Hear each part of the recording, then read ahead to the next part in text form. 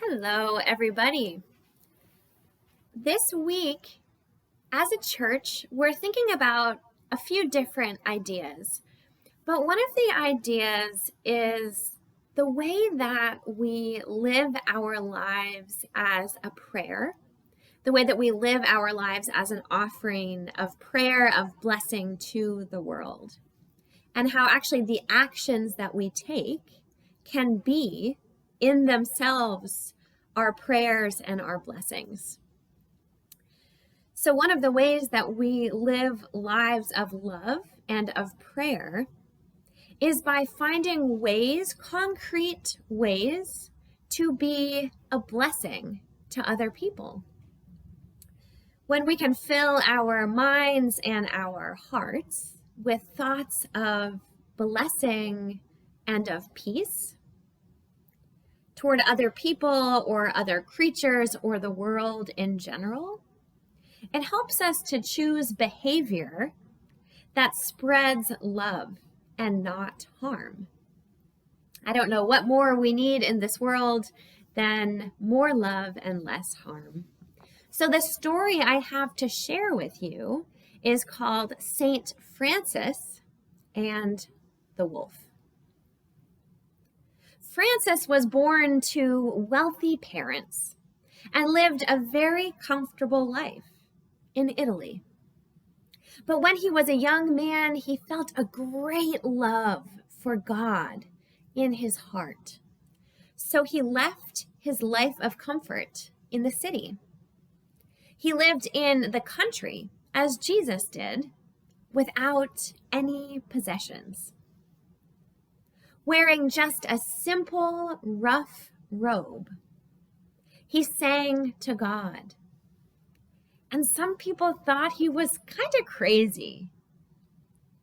Soon, however, there were others who went to live with him in the forest, and they called one another family.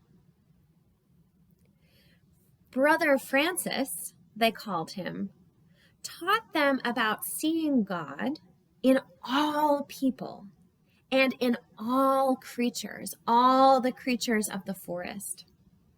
He called the birds and animals, the seals and the lions, his family, because he felt the same love for them as he did for even his closest friends. Francis would talk to the birds and sing to his siblings, the sun and the moon. During his travels through the country, he learned of a large and vicious wolf that was terrifying to the people of his town, the town that he had actually left to go and be in the forest. The wolf would attack people of the town when they went to work in the fields, and everyone was terrified to leave their homes. No one could even let their children play outside. Can you imagine that? Brother Francis decided to help, and he asked the townspeople where the wolf lived. They were amazed and sure that Francis would be killed. But they showed him the direction of the evil wolf's lair. How could a simple monk, without any weapon or means of protecting himself, do anything about the beast that had forced the entire town into hiding?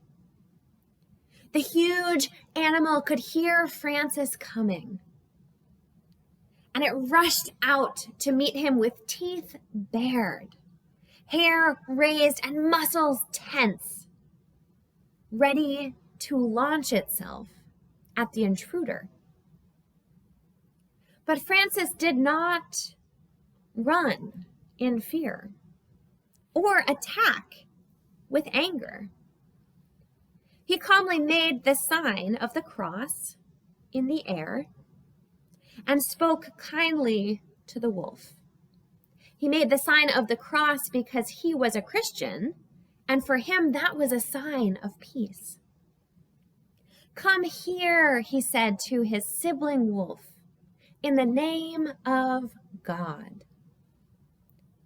The wolf immediately stopped and lay down at the feet of the saint, like a friendly dog would.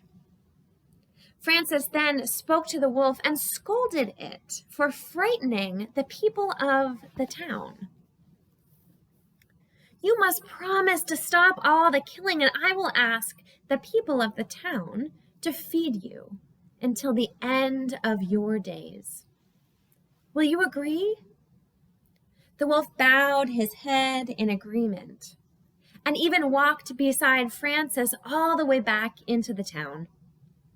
The townspeople rushed out of their homes at the sight of the monk and the wolf walking together as friendly companions. The wolf bowed to the townspeople. Francis asked them to feed the wolf, and they said yes. And the people started to realize that the wolf was not as scary as they had thought. The townspeople agreed to change. The wolf agreed to change too. When Brother Francis left the little town, the wolf stayed.